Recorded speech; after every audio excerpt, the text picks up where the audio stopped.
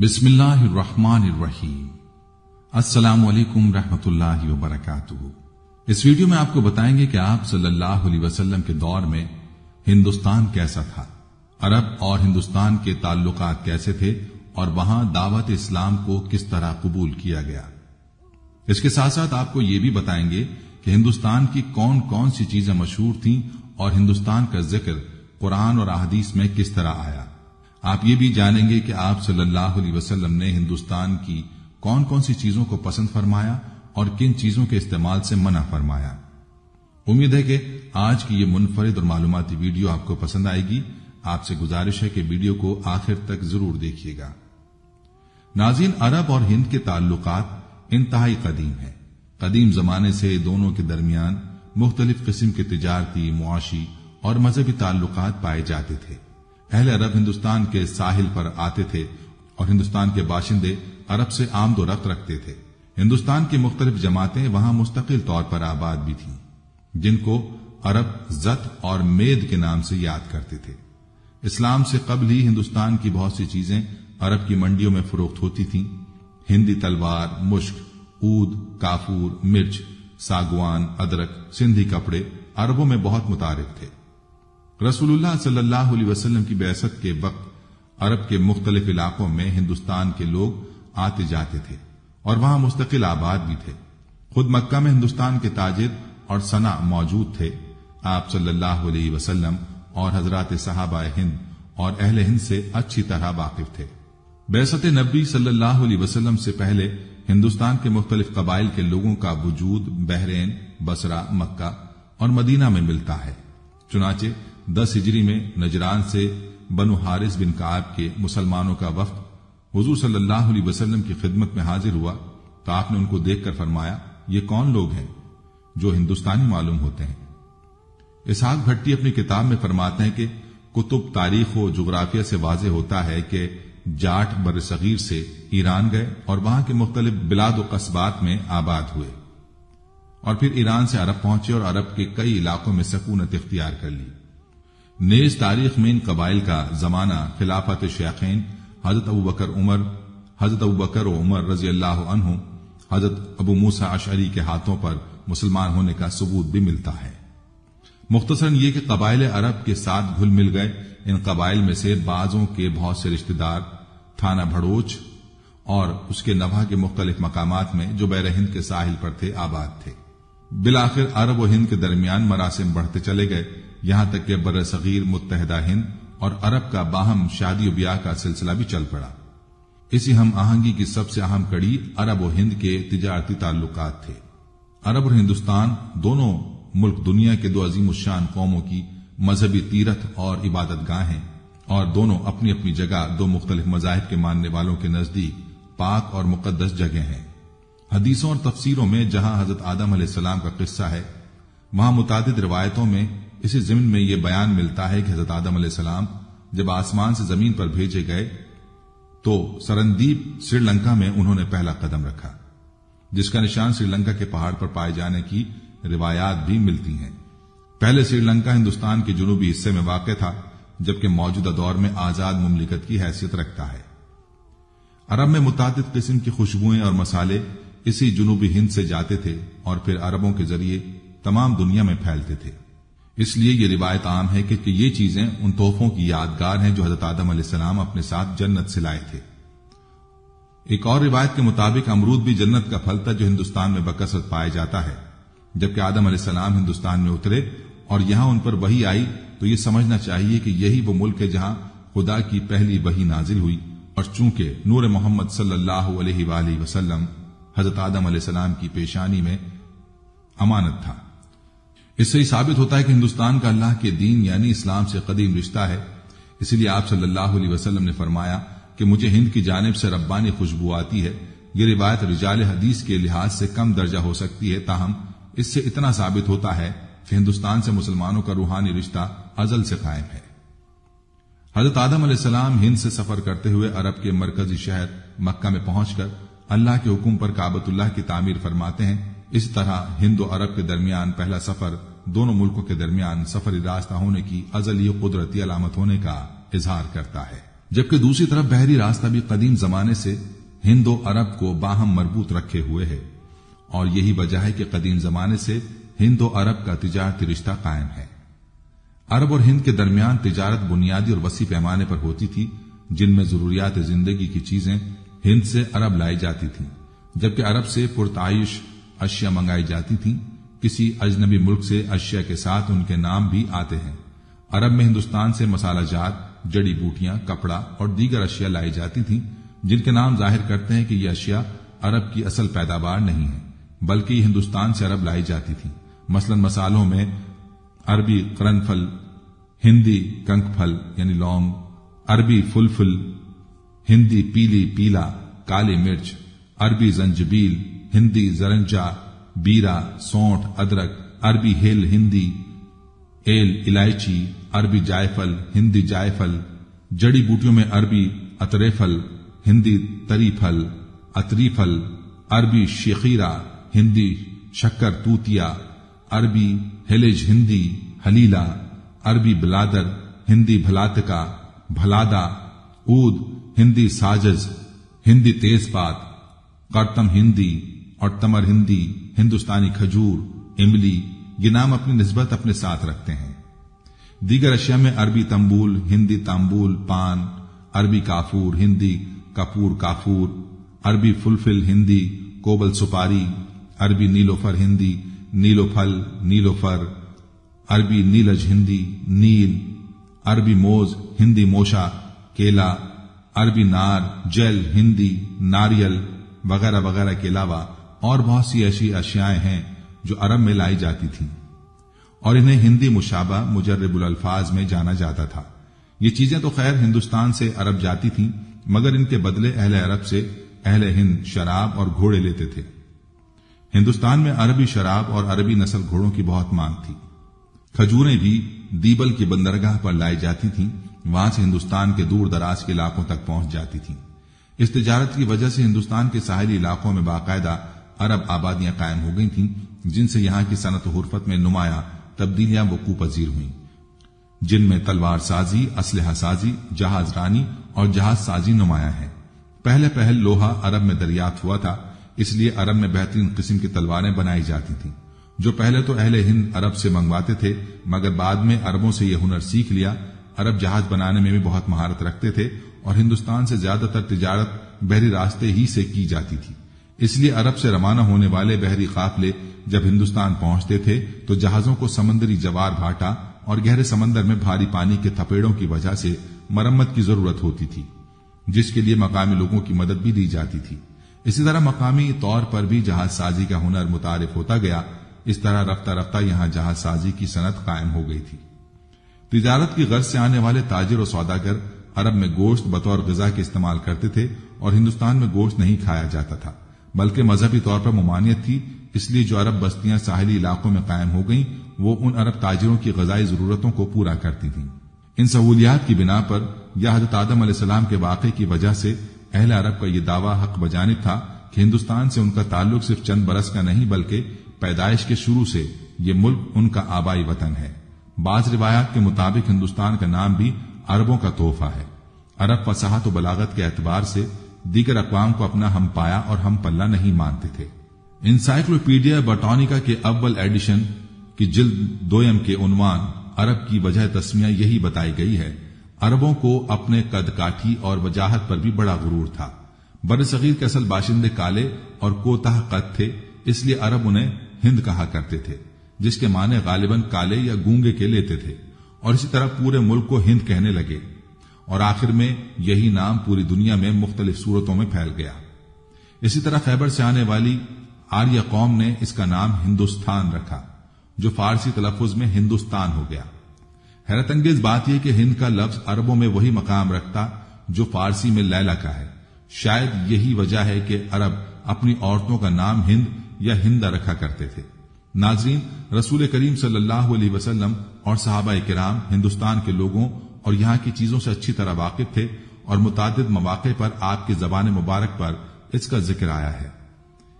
इमाम इब्ने अबी हातिम राजी, इमाम अबू अब्दुल्ला हाकिम, इमाम इब्ने जरीर तिबरी اور امام سیوطی نے حضرت عبداللہ بن عباس سے یہ روایت کی ہے اور حاکم نے اس کی تصحیح کی ہے۔ حضرت آدم علیہ السلام سب سے پہلے سرزمین ہند میں اتارے گئے، اور ایک اور روایت ہے کہ سرزمین ہند کے دکن میں اتارے گئے۔ علماء کا قول ہے کہ یہاں پر دکن یا دکھنا کا مورب ہے اور اس سے مراد سرندیپ ہے۔ حضرت ابن عباس کی ایک دوسری روایت منقول ہے کہ حضرت محمد صلی اللہ علیہ وآلہ وسلم نے فرمایا کہ حضرت آدم علیہ السلام پہلے مکہ میں بیت اللہ کی جگہ پر اتارے گئے تھے، پھر یہاں سے ہندوستان گئے۔ مشہور تابعی عالم حضرت عطا بن ابی رباح نے حضرت آدم علیہ السلام کے بارے میں یہ روایت بیان کی ہے۔ حضرت آدم سرزمین ہند میں اتارے گئے اور ان کے ساتھ جنت کی 4 شاخیں بھی تھیں جن سے لوگ خوشبو حاصل کرتے تھے۔ انہوں نے وہاں سے بیت اللہ کا حج بھی کیا۔ ان روایات سے معلوم ہوتا ہے کہ عہد رسالت میں ہندوستان جانا پہچانا ملک تھا، بلکہ اس کے متعلق حضرت آدم کی وجہ سے یک گونا احترام کا جذبہ بھی پایا جاتا تھا۔ اس سے بڑھ کر اہم روایت یہ ہے کہ رسول اللہ صلی اللہ علیہ وسلم نے ہندوستان میں جہاد کرنے کی پیشن گوئی بھی فرماتے ہوئے اس میں شریک ہونے والوں کو نار جہنم سے محفوظ ہونے کی بشارت دی ہے۔ امام نسائی نے اپنی سنن میں اس حدیث کے لیے باب غزوہ الہند کا مستقل عنوان قائم کیا ہے، اور امام طبرانی نے منجم میں اس کی سند کو جید بتایا ہے۔ حضرت صوبان رسول اللہ صلی اللہ علیہ وسلم سے روایت کرتے ہیں، رسول پاک صلی اللہ علیہ وسلم نے فرمایا کہ میری امت کے 2 گروہوں کو اللہ تعالیٰ نے جہنم کی آگ سے محفوظ رکھا ہے، ایک وہ گروہ جو ہندوستان میں جہاد کرے گا اور دوسرا وہ گروہ جو حضرت عیسیٰ بن مریم کا ساتھ دے گا۔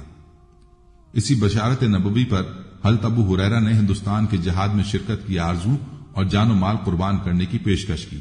چنانچہ مسند احمد اور سنن نسائی میں ابو ہریرہ سے روایت ہے کہ رسول اللہ صلی اللہ علیہ وسلم نے ہم سے غزوہ ہند کا وعدہ فرمایا ہے، اگر میں اس میں شریک ہو سکا تو اپنی جان و مال اس میں قربان کر دوں گا، اور اگر مارا گیا تو بہترین شہید بنوں گا، اور اگر زندہ واپس ہوا تو میں نار جہنم سے آزاد ابو ہریرہ رہوں گا۔ رسول اللہ صلی اللہ علیہ وسلم اور صحابہ کرام ہندوستان کے لوگوں سے بھی اچھی طرح واقف تھے۔ بخاری میں مذکور ہے کہ حدیث معراج میں آپ صلی اللہ علیہ وسلم نے حضرت موسیٰ علیہ السلام کو جاٹوں سے تشبیہ دی۔ ترمذی میں ہے کہ ایک موقع پر حضرت عبداللہ بن مسعود نے جنات کو جاٹوں سے تشبیہ دی۔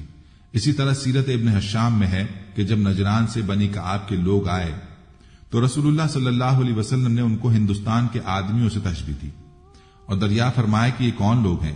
عہد رسالت میں ہندوستان کی بہت سی اشیاء کا استعمال عام تھا، ان کے نام اور خواص سے لوگ واقف تھے۔ کافور، زنجبیل، عود ہندی، عود مشک، کرنفل، فلفل، ہندی نیزے، ہندی تلوار، ہندی کپڑے وغیرہ روزمرہ کی زندگی میں استعمال کیے جاتے تھے، اور قرآن و حدیث میں ان کے نام موجود ہیں۔ غرض ہندوستان، یہاں کے باشندے اور یہاں کی چیزیں اس وقت عام طور سے مشہور تھیں، اور پڑوسی ہونے کے ناطے دونوں ملکوں میں مختلف قسم کے تعلقات تھے۔ اس تعارف نے ہندوستان میں اسلام کو بہت جلد متعارف کروایا اور جانبین سے دینی اور روحانی تعلقات بہت زیادہ استوار ہو گئے۔ رسول اللہ صلی اللہ علیہ وسلم کی بعثت کے وقت عرب کے مختلف علاقوں میں ہندوستان کے لوگ آتے جاتے تھے اور وہاں مستقل آباد بھی تھے۔ خود مکہ میں، جو کہ اس زمانے میں بہت بڑا مذہبی اور تجارتی مرکز تھا، اور قریشی تاجروں کی وجہ سے یمن اور شام کے درمیان تجارتی کاروبار کی منڈی تھا، ہندوستان کے تاجر اور صنع موجود تھے۔ چنانچہ ابو طالب کی ایک شعر میں ہندوستانی عورت کا نشان ملتا ہے، اور ابن مسعود کی روایت میں جاٹوں کا ذکر ہے، اور بعض اشعار سے معلوم ہوتا ہے کہ مکہ میں ہندوستانی کاریگر تلواریں بناتے تھے، نیز عرب کے باشندے مشرق میں ہندوستان اور چین کا تجارتی سفر کرتے تھے۔ اسی طرح ہندوستان کے تاجر و صنع عرب میں آتے جاتے تھے۔ ان حالات میں رسول اللہ صلی اللہ علیہ وسلم کی بعثت و نبوت کا چرچا ہندوستان تک ہونا یقینی تھا، خصوصاً ایسی صورت میں جب کہ آپ کی بعثت نے مکہ کے قریشی تاجروں میں تہلکہ مچا دیا تھا، اور وہ بازاروں، موسمی میلوں اور حج کے مواقع میں آپ کے خلاف پروپیگنڈا کرتے تھے۔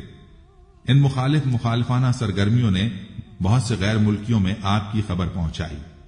چنانچہ جب ایرانیوں کے بادشاہ کسرا کو آپ کے دعوی نبوت کی خبر ملی تو اس نے اپنے یمن کے حاکم بازان کو آپ کے خلاف کارروائی کرنے کا حکم دیا۔ روم میں جب اس کی خبر پہنچی تو ہرقل نے قریش کے تاجر ابو سفیان سے آپ کے بارے میں تحقیقات کی۔ اسی طرح جب مسلمان مکہ سے ہجرت کر کے حبشہ گئے تو نجاشی کو اسلام اور پیغمبر اسلام صلی اللہ علیہ وسلم کے بارے میں معلومات ہوئی۔ غرض مکی زندگی میں ہی حضور صلی اللہ علیہ وسلم کی شہرت پڑوسی ممالک میں عام ہو گئی تھی، اس لیے یقین ہے کہ اس زمانے میں ہندوستان میں آپ کے بارے میں خبر پہنچ چکی ہوگی، مگر مستند تاریخوں سے اس کا ثبوت نہیں ملتا کہ مکی زندگی میں آپ کا چرچا ہندوستان میں بھی ہوا ہوگا۔ بعض روایات سے معلوم ہوتا ہے کہ مکہ میں ظاہر ہونے والے معجزہ شق قمر کا مشاہدہ ہندوستان میں ہوا اور اس کے نتائج بھی ظاہر ہوئے، مگر یہ بات بھی تاریخی اعتبار سے ثبوت کو نہیں پہنچتی۔ البتہ مکہ سے مدینہ ہجرت کے بعد جب کفار و مشرکین سے باقاعدہ جنگ ہوئی اور مسلمان کھل کر دعوت اسلام کو عام کرنے لگے تو دور دراز ممالک میں رسول اللہ صلی اللہ علیہ وسلم کا چرچا ہو گیا۔ اس کے بعد ہی ہندوستان کے بعض مذہبی طبقوں نے حضور صلی اللہ علیہ وسلم کی خدمت میں اپنا وفد بھیجا، اور بعض راجوں اور مہاراجوں میں دو واقعات زیادہ مشہور اور مستند ہیں۔ ایک سرادیپ کا جوگی اور سنیاسوں کا اس غرض سے آپ کی خدمت میں مدینہ منورہ میں اپنا وفد روانہ کرنا کہ وہ آپ سے براہ راست اسلام کے بارے میں معلومات حاصل کریں۔ دوسرا ہندوستان کے ایک راجہ کا رسول اللہ صلی اللہ علیہ وسلم کی خدمت میں زنجبیل کا ہدیہ بھیجنا، جسے آپ نے خود بھی تناول فرمایا اور صحابہ کرام کو بھی کھلایا۔ ناظرین، بزرگ بن شہریار ناخدا مہر مزی 4 صدی کا مشہور جہاز راں اور سیاح ہے۔ وہ عرب سے ہندوستان اور چین تک جہاز رانی کرتا تھا۔ اسے اپنی کتاب عجائب الہند میں یہاں کے ساحلی مقامات کے حالات تفصیل سے لکھے ہیں۔ اس نے سرندیپ کے جوگیوں اور سنیاسیوں کی طرف سے رسول اللہ صلی اللہ علیہ وسلم کی خدمت میں تحقیقاتی وقت جاتے اور اس کے اثرات کا ذکر ان الفاظ میں کیا ہے: سرندیپ کے لوگوں کی تواضع اور فروتنی کا سبب وہی باتیں ہیں جن کو اس خادم نے بیان کیا تھا، اور ان کا پیبند لگے کپڑے پہننا اس وجہ سے ہے کہ اس نے حضرت عمر رضی اللہ عنہ کے بارے میں بیان کیا تھا کہ انہوں نے ایسا کپڑا پہنا تھا، اور ان کا مسلمانوں سے میل محبت رکھنا بھی اس لیے ہے کہ خادم نے حضرت عمر کی تواضع کا ذکر کیا تھا۔ اس وقت سے لے کر 4 صدی ہجری تک اہل سرندیپ اسلام اور مسلمانوں سے برابر محبت و تعلق رکھتے تھے۔ چنانچہ اس واقعے کے آخر میں بزرگ بن شہریار اپنے زمانے کی بابت لکھتا ہے: وہ لوگ مسلمانوں سے محبت رکھتے ہیں اور ان کی طرف بہت ہی زیادہ مائل ہیں۔ ان واقعات سے نہ صرف سرندیپ بلکہ آس پاس کے تمام علاقوں میں اسلام اور رسول اللہ صلی اللہ علیہ وسلم کی خبروں کا پھیلنا قرین قیاس ہو جاتا ہے۔ ہندوستان اور چین میں عربوں کی تجارت عام تھی اور یہاں ان کے بحری سفر برابر ہوا کرتے تھے۔ بعض روایتوں سے معلوم ہوتا ہے کہ اسی زمانے میں رسول اللہ صلی اللہ علیہ وسلم کی شہرت ہندوستان سے گزر کر چین تک پہنچ چکی تھی۔ گمان غالب ہے کہ سرندیپ کا مذکورہ بالا وفد یہاں کے بیکور یا بکر نسیہ یا بکر عین نامی فرقے کی طرف سے مدینہ منورہ بھیجا گیا ہوگا۔ یہ لوگ عام طور سے ننگے رہتے تھے اور آگے پیچھے معمولی سا کپڑا باندھ لیتے تھے۔ جاڑے میں بدن پر چٹائی لپیٹ لیتے تھے۔ بعض رنگ برنگ کے کپڑوں کی جوڑدار دھوتی پہنتے تھے۔ شمشان کی راکھ بدن پر ملتے تھے۔ سر اور داڑھی کے بال نہیں رکھتے تھے۔ مردوں کی کھوپڑی میں کھانا کھاتے تھے تاکہ دنیا کی بے ثباتی کا احساس ہو۔ جب عرب تاجر یا دوسرے ذرائع سے ان سنیاسوں کو رسول اللہ صلی اللہ علیہ وسلم کی خبر معلوم ہوئی تو انہوں نے تحقیق حال کے لیے اپنی جماعت کے ایک آدمی کو بھیجا۔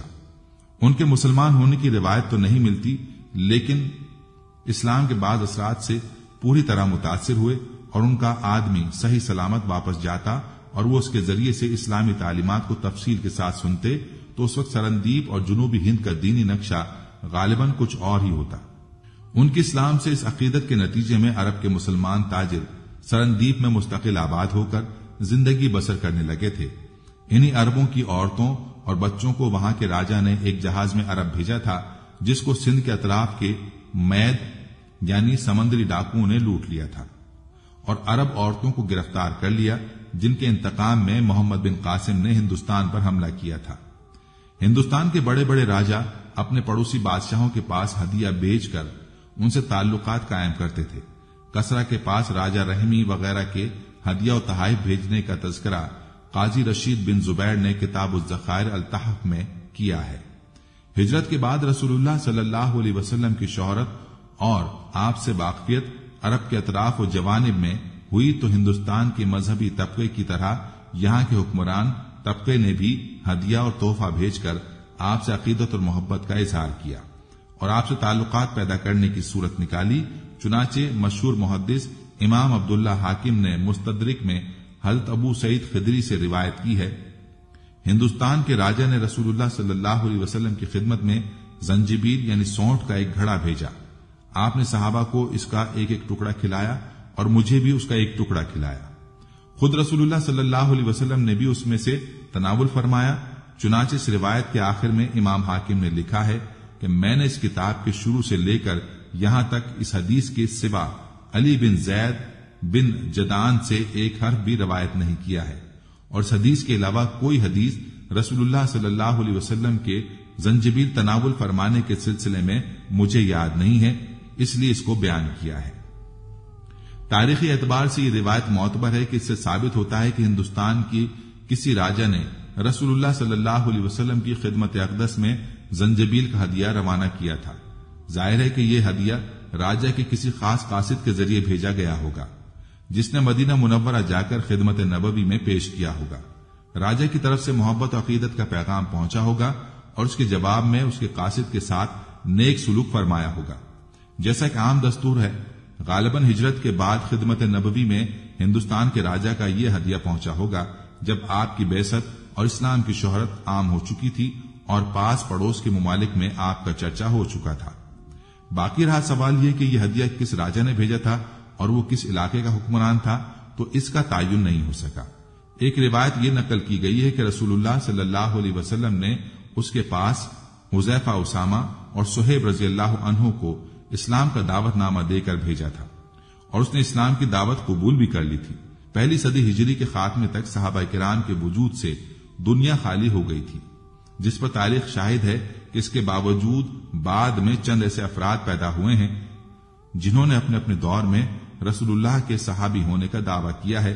اس قسم کے دو شخص ہندوستان میں بھی گزرے ہیں، ایک سر تباتک راجہ قنوج اور دوسرے بابا رتن ہندی۔ ان دونوں نے اپنے زمانے میں صحابی رسول ہونے کا دعویٰ کیا ہے اور آپ سے ملاقات کے واقعات بھی بیان کیے ہیں، بلکہ رتن ہندی کی کچھ بیان کردہ روایتیں بھی ہیں جن کا مجموعہ رتیان کے نام سے ایک زمانے میں صوفیہ کے ایک طبقے میں مقبول تھا۔ ابن حجر نے سرباتک کے دعوی صحابیت کا شد و مد سے رد کیا ہے۔ پہلے ابو موسیٰ کے حوالے سے اسحاق بن ابراہیم توسی کی زبانی نقل کیا ہے کہ میں نے ہندوستان کے راجہ سرباتک کو قنوج نامی شہر میں دیکھا ہے۔ میں نے اس سے دریافت کیا کہ اس وقت تمہاری عمر کیا ہے، تو اس نے بتایا میری عمر 750 سال کی ہے۔ رسول اللہ نے میرے پاس حذیفہ اسامہ اور صہیب کو بھیجا اور انہوں نے مجھے اسلام کی دعوت دی، میں نے اسلام قبول کر لیا۔ پھر ابو حاتم احمد بن حامد بلبی کے واسطے سے ابو سعید مظفر بن اسد حنفی طیب کا یہ بیان نقل کیا ہے۔ میں نے سرباتوں کی ہندی کو کہتے ہوئے سنا کہ میں نے محمد صلی اللہ علیہ وسلم کو 2 مرتبہ مکے میں اور 1 مرتبہ مدینے میں دیکھا ہے۔ آپ تمام انسانوں سے زیادہ خوبصورت اور میانہ قد کے تھے۔ اس کے بعد حافظ ابن حجر نے اس قول کو جھوٹا قرار دیا ہے، جس کی مختلف وجوہات تھیں۔ مورخین اور علماء کا یہ متفقہ فیصلہ ہے کہ حضرت ابو طفیل عامر بن واصلہ سب سے آخری صحابی ہیں جو کہ روایت کے مطابق 110 ہجری میں دنیا سے تشریف لے گئے۔ اس کے بعد دنیا کی آنکھ کسی صحابی رسول کو دیکھ نہیں سکی۔ صحیحین میں ہے کہ رسول اللہ صلی اللہ علیہ وسلم نے وصال سے تقریباً 1 ماہ قبل صحابہ سے ارشاد فرمایا تھا، تم میں سے جو لوگ آج روئے زمین پر موجود ہیں 1 صدی گزرتے گزرتے ان میں سے ایک بھی باقی نہیں رہے گا۔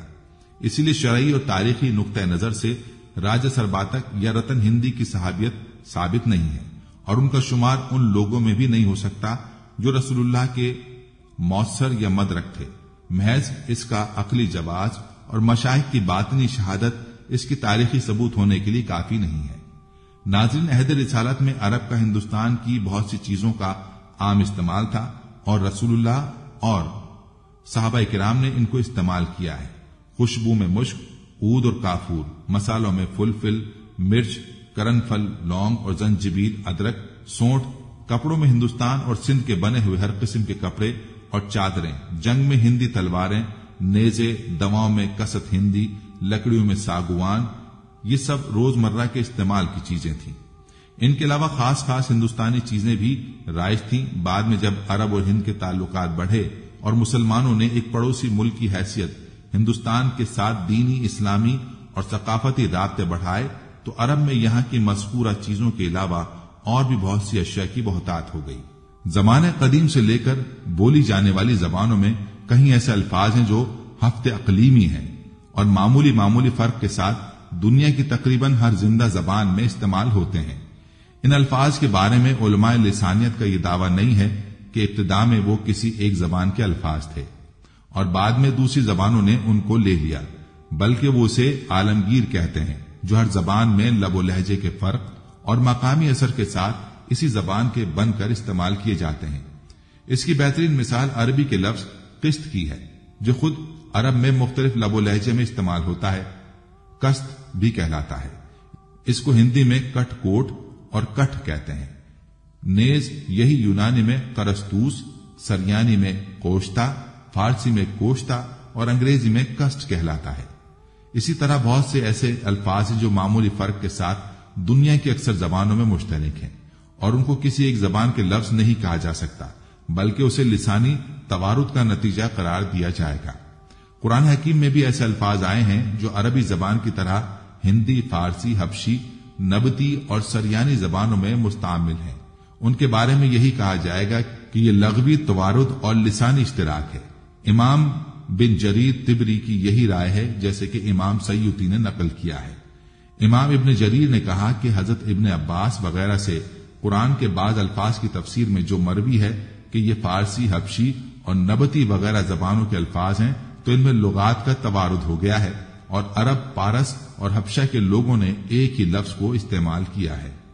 ناظرین، قرآن حکیم میں اس طرح کے 3 مشترک اور متوارد الفاظ آئے ہیں جو ہندوستان اور عرب میں مقامی لب و لہجے کے فرق کے ساتھ بولے جاتے ہیں۔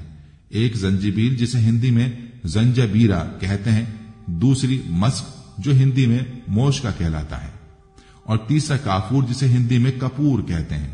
دونوں زبانوں کی یہ الفاظ اصلی ہیں اور ان کو مستقل حیثیت حاصل ہے، البتہ ان ناموں کی جو چیزیں ہیں وہ خاص ہندوستانی ہیں اور یہیں سے عرب میں جاتی تھیں۔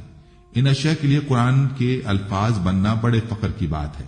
پھر مزید یہ کہ جنت کے انعام لذات میں ان کو خاص مقام حاصل ہے، یعنی جنت میں یہ نعمتیں لذت دنیاوی نعمت اور لذتوں کے انداز میں ہندوستان کو حاصل ہیں، اور اس کی خبر قرآن نے دی ہے۔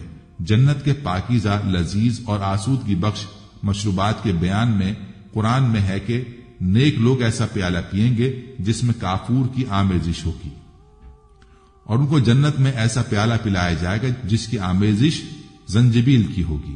ناظرین، رسول اللہ صلی اللہ علیہ وسلم کی احادیث میں ہندوستان اور ہندوستانی اشیاء اور ہندوستانی باشندوں کے تذکرے مختلف انداز میں پائے جاتے ہیں اور زبان رسالت پر اور ان کے اسماء و الفاظ آئے ہیں۔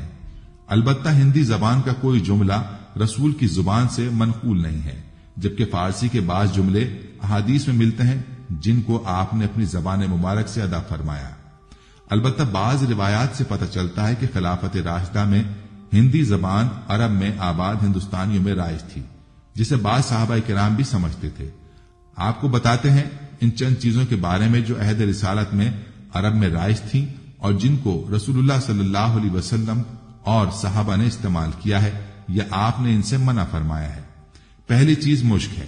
رسول اللہ صلی اللہ علیہ وسلم طیب تھے اور خوشبو کو پسند فرماتے تھے۔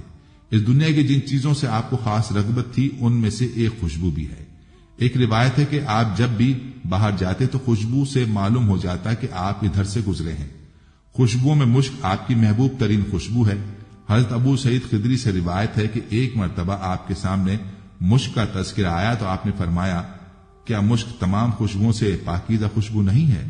حدیث میں متعدد مواقع پر مشک کا تذکرہ آیا ہے، جبکہ رسول اللہ صلی اللہ علیہ وسلم نے اہل جنت کے بارے میں فرمایا ہے کہ ان کا پسینہ مشک کی طرح خوشبودار ہوگا۔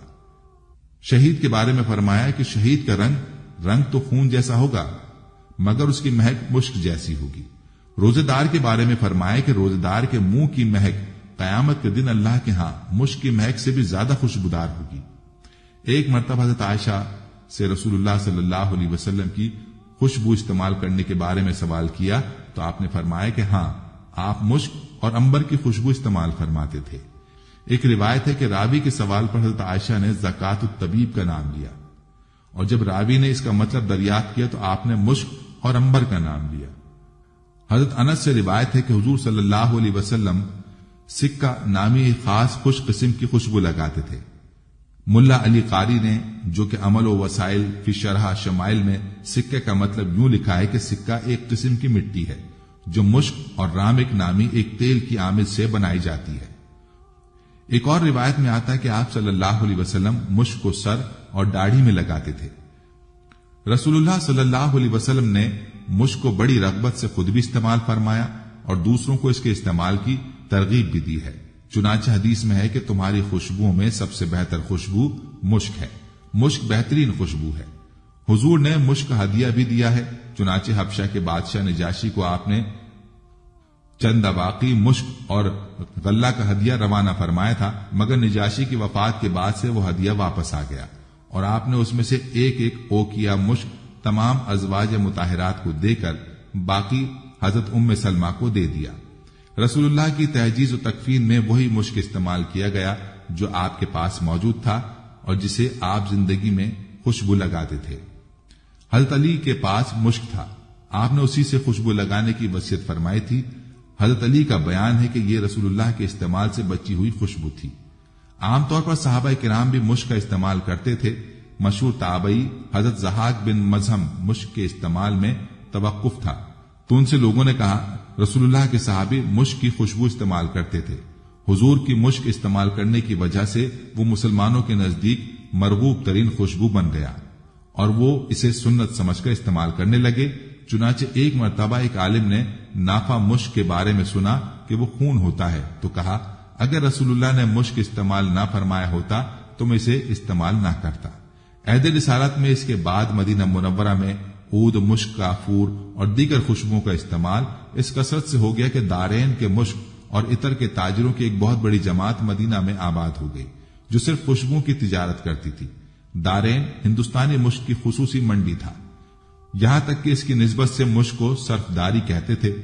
मदीना में होता था कि वाक़या हिर्रा में 63 हिजरी में मसरफ बिन अकबा मरी ने शाम से मदीना में चढ़ाई की और मदीना के मशरिक में हिरा वाक़िफ में उतरा तो अहले मदीना के साथ दरेन के 400 मुश्क फरोश और उतार भी शामी फौजी के मुकाबले के लिए निकल आए। तमाम अहले मदीना मुकाबले के लिए निकाले गए, हत्ता के बहरीन के शहर दारेन के 400 इतर फरोश भी मुकाबले पर लाए गए। उन्होंने पहले कहा कि हमें इस जंग से क्या निस्बत, हम तो ताजिर हैं मगर मजबूर हैं, इनको भी निकाला गया। अहले मदीना ने उनका झंडा अलग बनाया था।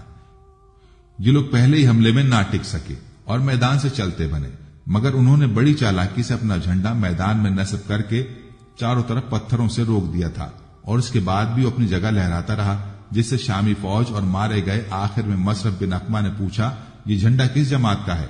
लोगों ने बताया ये दारैन के अत्तारों का है। उसने कहा कि मुझे इन अत्तारों से क्या ताल्लुक है? अकबा ने बाद में अत्तारों की शिकायत यजीद के पास लिखी तो उसने बहरैन के हाकिम को उनके बारे में लिखा, जिसने अहले दारैन पर 4 लाख दिरहम जुर्माना किया। वो जन्नती खुशबू है। रसूलुल्लाह ने अहले जन्नत के औसाफ में ऊद को फरमाया। खुद रसूलुल्लाह सल्लल्लाहु अलैहि वसल्लम को ऊद और काफूर ही मिले। जैली खुशबू बहुत पसंद थी और उनको अंगीठी में सुलगाकर उनका इस्तेमाल फरमाते थे। आप काफूर भी इस्तेमाल करते थे और बखूर भी। एक मरतबा हज़रत उमर के पास माल की नेमत में ऊद आया, लेकिन वो बहुत ज्यादा नहीं था, इसलिए आपने फरमाया कि इसे मस्जिद में सुलगाओ कि आम मुसलमान इससे फायदा उठा सकें। इसके बाद मस्जिद नबवी में ऊद की खुशबू जलाना खुलफा की सुन्नत बन गई और कई सदियों तक इसका रिवाज रहा। दोस्तों, अरब में कदीम जमाने से बच्चों और औरतों के लिए इस सखाब नामी खास खुशबू का हार बनाया जाता था, जिसमें लौंग, ऊद और मुश्क वगैरह को बड़े सलीके से इस्तेमाल किया जाता था। लौंग के दाने भिगोकर सुई से धागे में पुरोए जाते और ऊद की लकड़ी भी गूंदी जाती। मोती या कोई पत्थर वगैरह नहीं होता।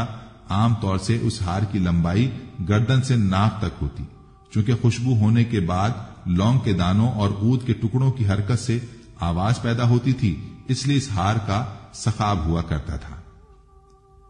हजरत अबू हुरैरा रजी अल्लाह अन्हु से रिवायत है कि एक मरतबा रसूलुल्लाह कनीका से लौटे तो हजरत फातिमा के मकान पर जाकर हजरत हसन को दरियाफ्त फरमाया।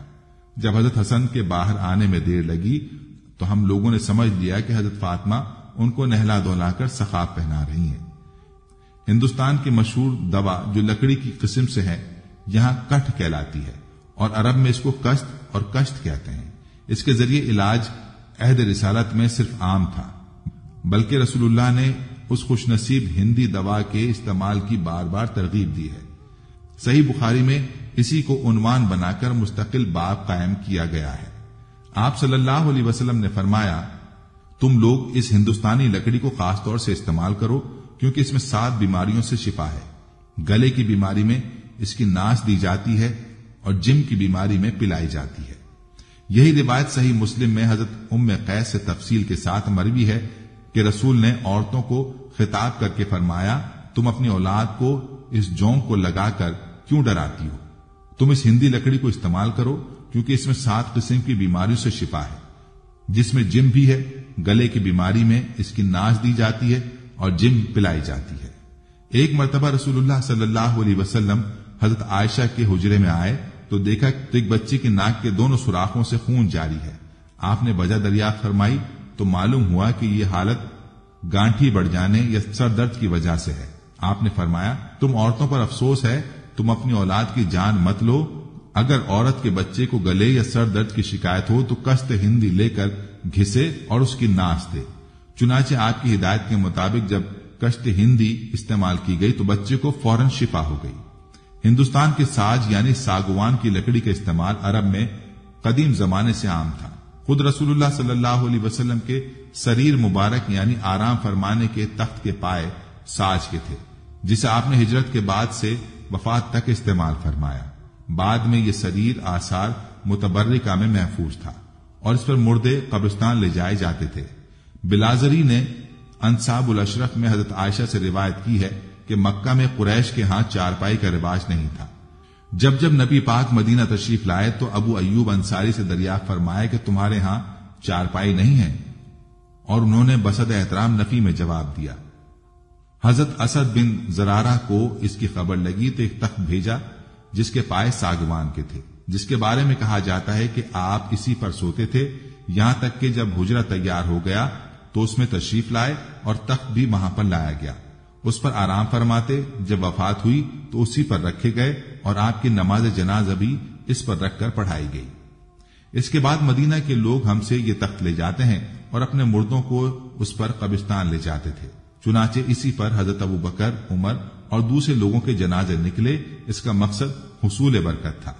جب مروان کا زمانہ آیا تو اس نے عوام کو اس سے روک کر آیان الاشرف کے لیے خاص کر دیا اور عام مردوں کے لیے چارپائیاں بنوائی۔ بعد میں عبداللہ بن اسحاق نے اسے حضرت معاویہ کے آدمیوں سے 4000 درہم میں خرید لیا۔ مشہور محدث معین مدینہ منورہ میں فوت ہوئے اور ان کو بھی اسی تخت پر غسل دیا گیا۔ عبداللہ بن عمر رضی اللہ عنہما کہتے ہیں کہ رسول اللہ صلی اللہ علیہ وسلم کے زمانے میں مسجد نبوی کچی اینٹوں اور کھجور کی شاخوں سے بنائی گئی تھی۔ مجاہد کہتے ہیں کہ اس کے ستون کھجور کی لکڑی کے تھے۔ ابو بکر رضی اللہ عنہ نے اس میں کسی قسم کا اضافہ نہیں کیا، البتہ عمر رضی اللہ عنہ نے اس میں اضافہ کیا اور اس کی تعمیر رسول اللہ صلی اللہ علیہ وسلم کی بنائی ہوئی بنیادوں کے مطابق کچی اینٹوں اور کھجوروں کی شاخوں سے کی اور اس کے ستون بھی نئی لکڑی کے لگائے۔ مجاہد کی روایت میں عمدہ خشبہ کے الفاظ ہیں۔ پھر عثمان رضی اللہ عنہ نے اس کی عمارت میں تبدیلی کی اور اسے بہت سارے اضافے کیے۔ اس کی دیواریں منقش پتھروں اور گچ چونا سے بنوائی، اس کے ستون منقش پتھروں سے بنوائے اور اس کی چھت ساگوان کی لکڑی سے بنوائی۔ قدیم عرب میں ہندی نیزے اور ہندی تلواریں بھی استعمال کی جاتی تھیں۔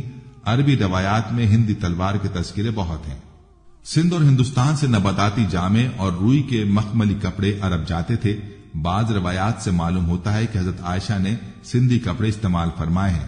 لسان العرب میں ہے، حضرت عائشہ کی حدیث میں ہے، دیکھنے والے نے ان کے جسم پر 4 سندھی کپڑے دیکھ کے خیال کیا کہ یمنی چادر تھی۔ رسول اللہ صلی اللہ علیہ وسلم اور صحابہ کرام نے کچھ ایسے کپڑے بھی استعمال کیے جو ہندوستان اور دوسرے مقامات سے عرب میں جاتے تھے یا دونوں جگہ تیار کیے جاتے تھے، اس لیے ان کے بارے میں یہ نہیں کہا جا سکتا کہ وہ خالص ہندوستانی تھے یا نہیں، البتہ ان کی ہندوستانی ہونے کا شبہ ضرور ہے۔ روایات میں سندھی مرغی کا تذکرہ بھی آتا ہے۔ وجاج سندھی عرب میں ہندوستان کی مخصوص چیز سمجھی جاتی تھی۔ رسول اللہ اور صحابہ کرام کے مرغ کھانے کا ذکر अहादीस में मुतादिद बार आया है, मगर उनमें सिंधी मुर्गी का खास तस्करा नहीं हुआ। अबू मूसा की रिवायत के मुताबिक रसूलुल्लाह सल्लल्लाहु अलैहि वसल्लम ने मुर्गी का गोश्त तनावुल फरमाया है। बाज रिवायात से पता चलता है कि अहद रिसालत में बजाज सिंधी का गोश्त इस्तेमाल होता था। नाज़रीन, अहद रिसालत में हिंदुस्तान की बहुत सी चीजें अरब में राइज थीं, जिनमें कई चीजों को रसूल ने खुद पसंद फरमाकर इस्तेमाल किया और सहाबा को उनकी तरगीब दी। इसी तरह यहाँ की बहुत सी चीजें और दोनों मुल्क की मुश्तरक बातों से मना फरमाया कि इनकी वजह से इस्लामी अकायद और अमाल में कमजोरियां आने का डर था या वो सिरे से इस्लामी रिवायात के खिलाफ थी। चौसर नाम का एक खेल गालिबन ईरानियों के जरिए अरब पहुंचा। यह हिंदुस्तानी खेल है जिसे आप सल्लल्लाहु अलैहि वसल्लम ने बड़ी शिद्दत से रोका। जिसने चौसर खेला उसने गोया अपना हाथ खंजीर का खून और गोश्त में डाला। एक दूसरी हदीस में फरमाते हैं कि जिसने चौसर खेला उसने अल्लाह और उसके रसूल की नाफरमानी की। गालिबन ये खेल जुए के तौर पर खेले जाते हैं, इसलिए इनका खेला जाना मना कर दिया। शतरंज भी एक हिंदुस्तानी खेल है जो अरब में रवाज पा चुका था। रसूलुल्लाह ने भी इससे सख्ती से मना फरमाया है। एक हदीस में है, शतरंज खेलने वाला मलून है। दूसरी हदीस में है कि जब तुम इन शतरंज और चौसर वगैरह खेलने वालों के पास से गुजरो तो उनको सलाम ना करो। अगर वो तुमको सलाम करें तो उनके सलाम का जवाब ना दो। गोधना यानी टैटो बनवाना, जो कि हिंदुस्तान और अरब दोनों मुल्कों में आम था, बल्कि दुनिया के अक्सर वहशी और दूसरी कौमों में इसका रिवाज पाया जाता था। जाहिलियत के अशार में गोंधने का जिक्र कसरत से आया है। इससे भी आप सल्लल्लाहु अलैहि वसल्लम ने मना फरमाया है।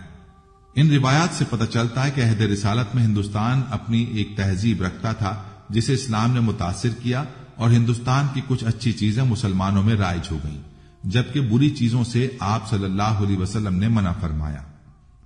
नाज़रीन, ये थी हमारी आज की वीडियो। उम्मीद है कि आपको हमारी आज की ये वीडियो पसंद आई होगी। अगर आपको हमारी आज की ये वीडियो पसंद आई है तो इसे लाइक करें और अपने प्यारों और दोस्तों के साथ शेयर जरूर करें। कमेंट्स में आप हमें बताएं कि आपको और किन मौजुआत पर वीडियो देखना है। इसके साथ साथ आप कमेंट्स में हमसे सवालात भी पूछ सकते हैं, लेकिन ये सब करने से पहले हमारे चैनल को सब्सक्राइब करें और बेल के बटन को भी प्रेस कर लें ताकि हमारी आने वाली मजीद मालूमाती वीडियोस का नोटिफिकेशन आपको बर वक्त मिल सके और आप इल्म के इस खजाने से मुस्तफीद हो सकें। अब मुलाकात होगी आने वाली वीडियो में। तब तक के लिए खुदा आपका हामी और नासिर हो। फी अमानिल्लाह। आखिर में प्यारे दोस्तों, हमने हर वीडियो के इख्तिताम पर एक दुआ का सिलसिला शुरू किया हुआ है। जो भी इस दुआ में शामिल होगा, मेरा यह दावा है कि अल्लाह करीम उसकी तकदीर को बदल देगा। पहले मेरे तमाम साथी, माएं, बहनें सब मिलकर मेरे साथ दुरूद शरीफ पढ़ लें और कसरत के साथ कमेंट्स में आमीन लिखें। अल्लाह इस आमीन को लिखने की बरकत से आपकी और मेरी तकदीर बदल देगा। दुरूद इब्राहिमी पढ़ लें। अल्लाहुम्मा सल्ली अला मुहम्मदिन व अला आलि मुहम्मदिन कमा सल्लैता अला इब्राहीमा व अला आलि इब्राहीमा इन्नका हमीदुम मजीद। अल्लाहुम्मा बारिक अला मुहम्मदिन व अला आलि मुहम्मदिन कमा बारकता अला इब्राहीमा व अला आलि इब्राहीमा इन्नका हमीदुम मजीद। ऐ अल्लाह, हम तेरे गुनाहगार बंदे, हम तेरे खताकार बंदे, हम तेरे आजिज बंदे तेरी पाकी बयान करते हैं और तेरे आगे दुआ के लिए हाथ फैलाते हैं। हमारी खताओं को मुआफ फरमा, हमारे गुनाहों को मुआफ फरमा। ऐ अल्लाह, हम अपने अगले पिछले सगीरा कबीरा, छोटे बड़े सभी गुनाहों, खताओं और नाफरमानियों की तुझसे माफी मांगते हैं।